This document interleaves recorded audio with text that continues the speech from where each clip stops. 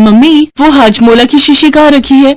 बस फिर से हाजमोला, जब देखो तब हाजमोला खाती रहती है। वही रसोई की ऊपर वाली अलमारी में देख रखी होगी। आज अलमारी साफ की थी तो वहीं रख दी थी। हाँ मिल गई। पता नहीं कितनी तेरी हाजमोला खाने की आदत है। ससुराल जाएगी तो पता नहीं तेरा क्या होगा। अगर वहाँ हाजमोला ना मिली तो? माँ तुम चिंता मत करो, मैं अपनी अटैची में पहले ही अपनी जरूरत का सारा सामान रख लूंगी। सुलोचना, पल्लवी बिटिया की शादी के सारे काम पूरे हो गए हैं। बस अब तो हमें अपनी बेटी को डोली में विदा करना है। सिर्फ 10 दिन रह गए शादी को, फिर हमारी बिटिया।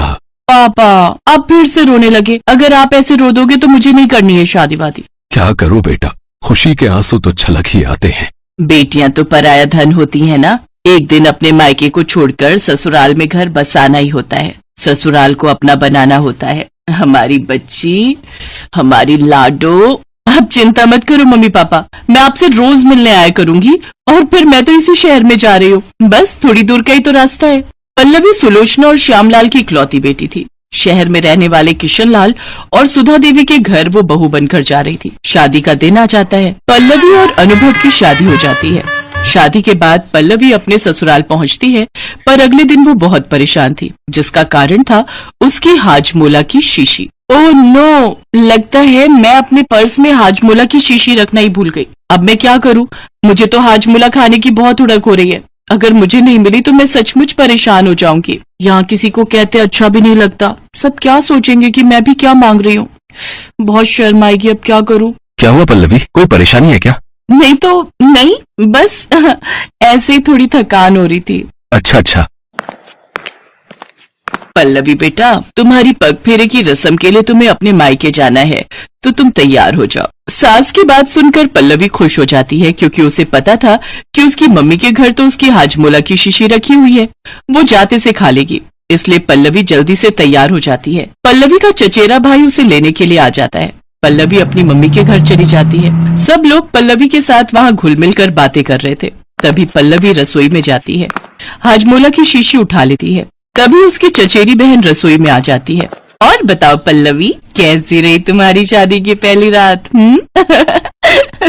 पल्लवी हाजमोला की शीशी को रसोई की स्लैब पर रख देती है और अपनी चचेरी बहन से बातों में लग जाती है। तुझे बड़े शौक आ रहे हैं पूछने के, कहीं तो चाचा जी से कहकर तेरे लिए भी बोल दूं कि तेरा शादी का मन हो रहा है। हाँ नहीं तो। नहीं, मुझे नहीं करनी अभी शादी। अरे मैं तो मजाक कर रही थी। चल ना, मैंने तेरे लिए बाजार से गोलगप्पे और आलू चाट मंगवाई है, बाहर बैठकर खाते, फिर तेरे सास ससुर और जीजा जी आ जाएंगे तुझे लेने के लिए। गोलगप्पे? यार मेरा तो बहुत मन हो रहा था। अच्छा किया तूने मंगवा लिए। मम्मी पापा, चाची, नीरज भैया आओ ना, सब मिलकर खाते हैं। पल्लवी एक बार फिर से अपनी हाजमोला की शीशी को मायके में ही भूल जाती है। शाम को उसके सास ससुर और अनुभव उसे लेने के लिए आ जाते हैं और पल्लवी घर चली जाती है।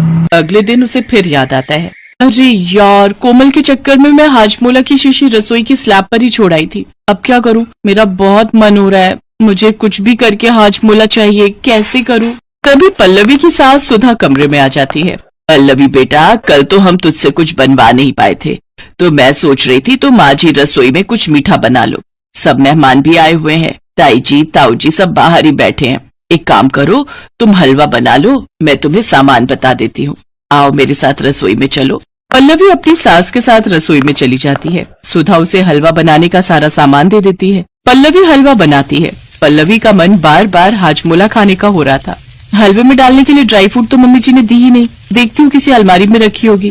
पल्लवी ड्राई फ्रूट ढूंढ रही थी, तभी एक अलमारी के कोने में उसे हाजमोला की शीशी रखी नजर आती है। पल्लवी खुशी से उछल पड़ती है। हाजमोला! सच में मुझे नहीं पता था कि मुझे यहाँ हाजमोला की शीशी मिल जाएगी। जल्दी से ढेर सारी गोलियां खा लेती हूँ, मेरे तो मुंह में पानी आ रहा है। बस फिर क्या था, पल्लवी ने हाजमोला की शीशी को खोला और आप देखा नताब 7-8 गोलियां खा गई। पर जब उसने गोलियां खा ली तो उसे गोलियों का स्वाद थोड़ा अलग लगा। ये दिख तो हाजमोला की तरह रही थी, पर इनका स्वाद थोड़ा बदला हुआ क्यों है? हाजमोला का स्वाद तो ऐसा नहीं होता। अब क्या करूं? मैंने तो ये गोलियां खा ली। अरे मेरे पेट में गुड़गुड़ क्यों हो रही है? अरे मैं क्या करूं, मेरे से तो रुका ही नहीं जा रहा है। हे भगवान, मैंने ये क्या कर दिया? मैंने कौन सी गोलियां खा ली? पल्लवी का पेट खराब हो चुका था। वो दौड़ती हुई अपने वॉशरूम में भागती है। वो बार बार टॉयलेट जा रही थी। ये देखकर उसकी सास को कुछ शक हुआ। पल्लवी बेटा, सब ठीक तो है ना? तुम बार बार टॉयलेट क्यों जा रही हो? मम्मी जी, वो मैं आपसे कैसे कहूँ वो। पल्लवी बेटा, मैं भी तो तुम्हारी माँ हूं ना, फिर माँ से क्या शर्माना। बोलो, मुझे पूरी बात कहो बेटा। मम्मी जी, वो मुझे हाजमोला खाने की आदत है, मुझे हाजमोला बहुत पसंद है, पर मैं अपनी शीशी घर पर ही भूल आई। ये रसोई की अलमारी में हाजमोला की शीशी रखी थी, मैंने इसमें से कुछ ज्यादा ही गोलियां खा ली, पर पता नहीं कब से टॉयलेट रुक ही नहीं रही है, मेरा पेट खराब हो गया है।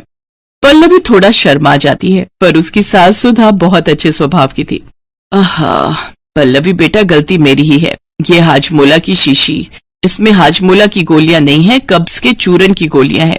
तुम्हारे ससुर जी ने कब्ज की गोलियां लाकर रखी हुई हैं, उन्हें कभी कभी कब्ज हो जाती है तो वो चूरन की गोली ले लेते हैं। लगता है तुमने ज्यादा गोलियां खा ली, इसलिए तुम्हारा पेट खराब हो गया। खाली शीशी पड़ी थी, मैंने इसी में डाल दी थी। तुम्हारी तबीयत तो बहुत ज्यादा खराब हो रही है, एक काम करो, चलो पड़ोस में ही एक डॉक्टर है, बहुत अच्छे, मैं तुम्हें उनके पास ले चलती हूँ। बेटा, कोई बात नहीं, सब ठीक हो जाएगा। घर में सबको ये बात पता चलती है और कोई भी पल्लवी को कुछ नहीं कहता, क्योंकि जो कुछ भी हुआ था जाने अनजाने में हुआ था। सुधा पल्लवी को पड़ोस में अपनी फैमिली डॉक्टर के पास ले जाती है। डॉक्टर पल्लवी को दवाई देते हैं, जिससे पल्लवी को आराम पड़ता है और कुछ दिनों तक पल्लवी की तबीयत ठीक हो जाती है। सुधा, सबसे पहले तो ये शीशी बदलो। हाजमोला की गोलियां समझकर कोई भी खा सकता है। ये मेरी कब्ज की गोलियां किसी और डिब्बी में डालकर मेरे कमरे में रखो, यहाँ रसोई में रखने की कोई जरूरत नहीं है। आप ठीक कह रहे हो जी, अब बहू हमारे घर में नई आई है, इसे तो पता ही नहीं कि कौन सी चीज कहाँ रखी है। मुझे और तुम्हें तो पता था कि इस शीशी में क्या है। आज मैंने एक बात गांठ बांध ली कि कभी भी किसी खाली ब्रांड की खाली शीशी में कुछ भी नहीं डालकर रखना चाहिए। हम कभी कभी किसी क्रीम के डिब्बे में कुछ और डालकर रख देते हैं, किसी तेल की शीशी में कुछ और डाल देते हैं, पानी की बोतल में कुछ और डालकर रख देते हैं। ये सब गलत है। कहीं न कहीं धोखे से हम भी किसी चीज को खा पी सकते हैं, शरीर पर लगा सकते हैं। अनुभव बेटा, जा मेडिकल स्टोर से हाजमोले की शीशी लाकर बहू को दे दे, वो अपने कमरे में रख लेगी। मम्मी जी, मैं भी आपसे वादा करती हूँ, मैं भी ज्यादा हाजमोला नहीं खाऊंगी। वैसे भी किसी भी चीज की आदत तो गलत है ना। मैंने परिणाम देखा है, किसी चीज की इतनी हुड़क होना भी गलत है। मैं भी कंट्रोल करूंगी अपने ऊपर, रोजाना की बस 1 या 2 गोली ही खाऊंगी, प्रॉमिस, और ना मिले तो ना सही। मेरी समझदार बहू। अच्छा अनुभव, अनारदाना और इमली दोनों फ्लेवर ले आना, मुझे दोनों बहुत पसंद है। पल्लवी की ये बात सुनकर सब जोर से हंस देते हैं और नई बहू की हंसी से घर में खुशी का माहौल बन जाता है।